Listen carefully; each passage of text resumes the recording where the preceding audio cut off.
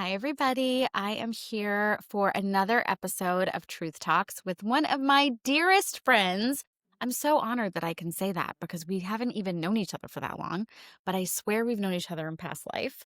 Kanchan Koya, hi, how are you? Hi, Nits, Nitika Chopra. Yes, we met a few months ago, and I feel like I've known you forever. So I'm so honored to be here. You were like, sign up for this thing, and I'm like, I don't know what we're doing, but let's do it. If you're Well, asking me to be on a talk show with you, I'm there. Well, it's so funny because we met just like back in March, and now when we're recording this, it's almost November. And it's really wild how deeply we have gone into our friendship. And it feels like it became family like pretty quickly, which I think is pretty awesome. I agree. Yes, Yeah. so awesome. Yeah. So, I wanted to do this series because we were talking about a little bit before we started. I just find that people can feel so isolated. And I know even for myself, like I'll be watching people that I really admire. And I've talked to you about this from time to time too. And just like put them on a pedestal, assume that they have nothing else going on.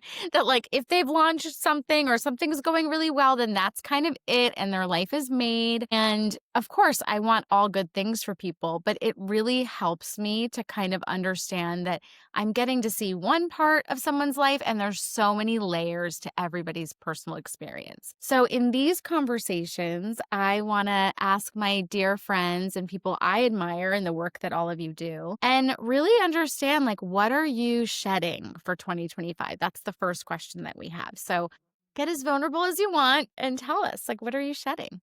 Yeah, wow. Such a profound question and so many directions I could go. And yes, how vulnerable Yeah. can I be is the question. I mean, we're all, constantly shedding, constantly bringing in new things like moment to moment. But I think this year has been particularly pivotal for me in terms of like a rebirth of sorts. I have not been born again yet. I'm still like in the bardo or the cocoon, as they say. Yeah. Um, I feel like for me, people who maybe know like what I've been doing online for the last, I don't know, like 10 years, I kind of made this major pivot away from like science and biotechnology and pharma into food as medicine Mhm. and food as preventative health. And I started a food blog in 2014 and I went on Instagram because that's what everybody did. Yeah.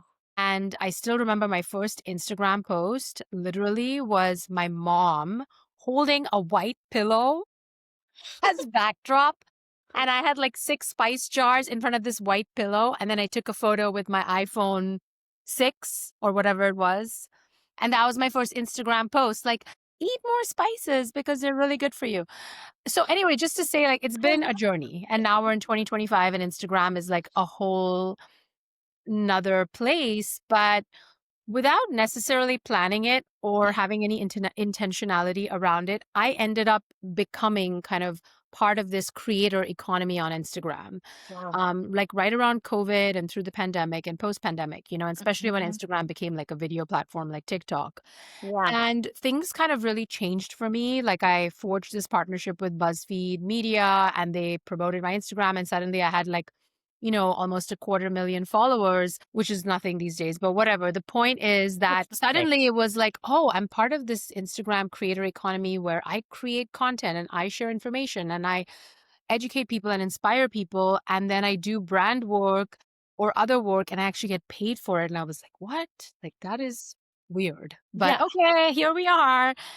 And it's been a few years of that. And I think I quickly, like, especially starting in 2023, 2024, 2025. It's been a journey, but 2025 was like the apex. Yeah. I started to feel very unfulfilled by the whole situation. Yeah. Um, and I think some people thrive in this ecosystem where it's like I share something because I'm creatively inspired and then I wait for the audience to respond and I look at these metrics of like likes and follows and reshares. And yes, like I feel good about the work I'm doing. I'm human and I don't like being subject to that. I Mm. realized that there was a part of me that was being triggered, that was like my inner child, the part of me that is still, cares about external validation or lack Mhm. thereof. And I was like, my entire business is starting to be based on these numbers and these people, some of which I know, some of which I have no idea who they are, Mhm. how they're responding to my creative impulse. Mm. And that is a metric of success or lack thereof of my creativity. And I don't like that. Something about that to me feels deeply wrong. So what I'm shedding is this whole kind of setup in my business, which feels like a big deal because Yeah. now I have to forge a whole new path, right? Yeah. I'm not going off Instagram. I'm not leaving. It's Mhm. there. Like, I love my stories that are spontaneous and organic. And I feel like I connect with my audience through DM. Like, I love parts of it. Yeah. Social media, without me realizing, became too entrenched into my business model. And it's not working for me. It's not working for my nervous system. It's not working for my inner child. It's not working for the parts of me that, because I'm human, doesn't like it when I put a lot of effort into something and there's no reaction. Yeah. I know we're supposed to like build what we want to build and then surrender, but it's just hard, Yeah. versus like writing a blog post and having people, even like 20 people read it and like respond, or I just feel like I touch someone's life. Mhm. I've watched people scroll through Instagram. So if I create a food video that's like, 90 seconds long and I watch the speed at which people scroll, it's very disheartening because I don't think it's the right platform for people to go deep necessarily. And I like to go deep. So, Mhm. all that to say, I'm shedding social media as a key part of my business Yeah. and moving into something new. I don't exactly know what the new is. Maybe it's a combination of Substack, maybe an IRL, God forbid. Woo! I love that. Feeling drawn to more IRL, meeting people in real life, educating, inspiring in real life, working more with people one on one in groups. Yeah. So playing with all of that. But yeah, I love that so much, Crunchy. And I call her Crunchy. She calls me Nits. I call her Crunchy. And shout out to our friend Nidhi, who we call Nids. Like, this is our little trio. But I really love that. And like so much actually, as you were talking, I was thinking about this, how so much of why I decided to do this series is because I have had conversations with you and Nidhi about something very similar, just feeling like even though I have a different amount of followers or whatever, just that feeling that I want to go really deep. And that is who I am genuinely and how I am when I meet people and in my real life and how I was in certain pockets of my work. Like I always mentioned the Chronicon community when we had that app, like it went really deep and I could see that it was making a huge difference. But then, yeah, I'm trying to keep up with this like social media game. And I think it's really good that we're starting to say, like, this isn't what we want in terms of like the experience that we're having with it, And as you said, like, there's some great things, like the people that are there for us and like really follow us and are diehards and want to see everything that you post and want to really engage with everything that you're doing. That's awesome. And I know both of us are so grateful for those people and it's truly fulfilling to have that connection. But then the whole part about the algorithm and trying to yeah. hack it and trying to like be a part of the game when you're really just trying to help people. I mean, you and I both in our own unique way, like that's what we really care about. And I know that about you deeply. And so then to try to put that on a platform that's like, well, you didn't do this thing exactly in this way. And so then like you're not valuable anymore, like is basically what it feels like, which is bananas. Like that is not how it should be at all. So I really resonate with that. Yeah, no, well said. I mean, the very mature part of me that is like the goddess within, which we all Yeah. have, knows that it's BS, right? And that it doesn't matter. And like, it's not personal, it's the Yeah. algorithm. But if that's where you're putting your energy, like that's where you're investing your precious energy, Yeah. and it's not even really landing because you're competing with the next best like comedy skit Yeah. or I don't know, like a naked person on a beach. It feels like, wait, no, is this, it's like that whole famous saying, I can't remember who said it, somebody wise. Like, there's no point at trying to excel at a game that you don't really want to play, that your soul doesn't really want to play. I love that. You don't want to just climb every mountain you see. You have to pick the Yeah. mountain you want to climb. And I know. social media dominance is not the mountain I want to climb.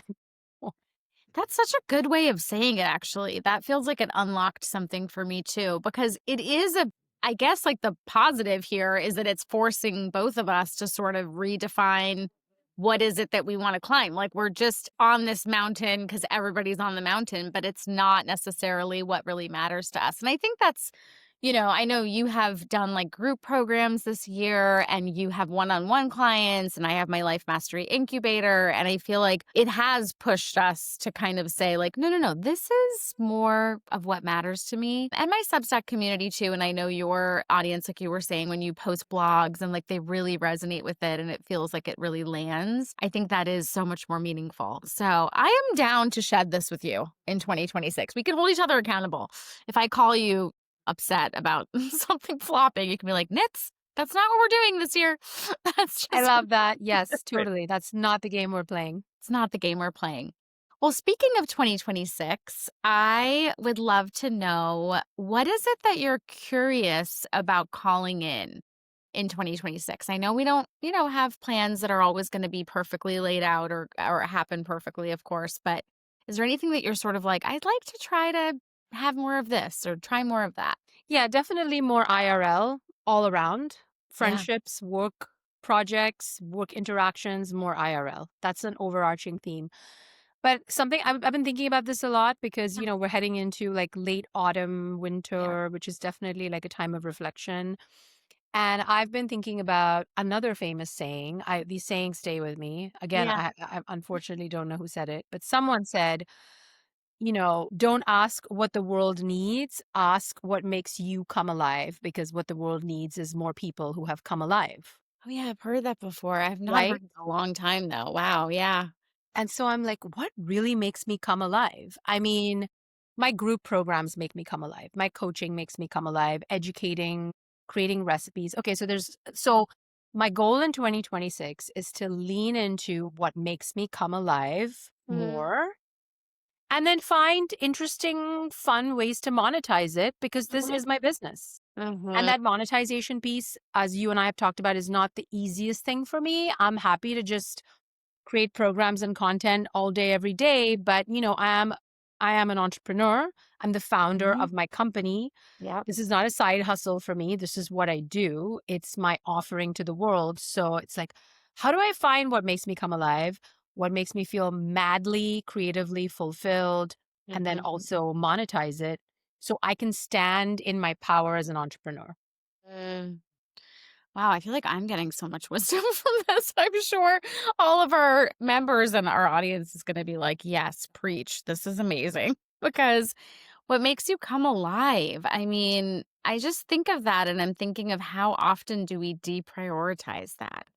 And just naturally as a society, it's not even like a personal thing. It's just like, that's not what's really important. Like, you have bills to pay and you have this to do and you have that to do. You have chores and you have, obligations. It's not ever told, like, we've never been told what makes you come alive is what matters. So I love that reframe.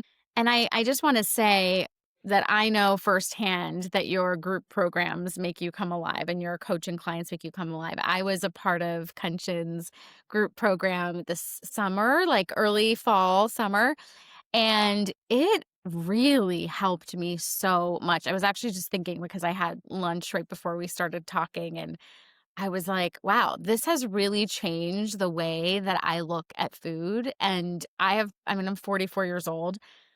I've never had that experience before. And I mean, I've cried to you about it. I've told you all about it. Like I've really, I know I've expressed that to you, but I want to say that publicly because I think sometimes there's just so much shame in that conversation, which you and I have spoken about. And especially for me, like having dealt with so much with my health and chronic illnesses, I just felt like everything I was doing was always about the disease, like you and I have talked about, and not about the wellness and like what does it really feel like for me to be well as just like a woman in her 40s and not having anything to do with illness. So I just needed to stop and give that little PSA that if you're someone who's like just feels tired of people just talking at you and telling you all these different things and just like preaching to you about stuff that feels confusing or whatever, just go check out Kanchan's work. Go follow her. She's always giving tips. She's always working out, and then every time I see her work out, I'm like, "Oh, shit, I gotta get my strength training in. Okay, let's go." It's really good, and even simple things like the spices that you've taught me how to add to, like, my smoothie and things like that, like, it's really I'm not just saying this, it's really, really shifted how I look at food and what I put in my body, and in a way that feels really gentle. Like, it's not been this, like, stressful overhaul, like, now I have to, like, totally change every single thing about what I'm doing. Anyway, I could go on. We could have a Well, thank you. That means a lot. And yeah, I think people are struggling and looking for solutions, and I'm happy to be a part of the movement. I think there's a lot of people offering amazing solutions, and being part of that movement makes me feel alive, makes me come alive, makes me feel like inspired, creatively inspired. So, want to do more of that. And thank you. I'm so glad it was impactful. Oh my god. Yeah, it's really it's changed so much about the way I relate to food. So, just for anyone who's struggling, I'll link everything for Kanchan below so you can follow her. And yeah, I just really appreciate what you're saying. Just more in real life, more what makes you come alive in 2026.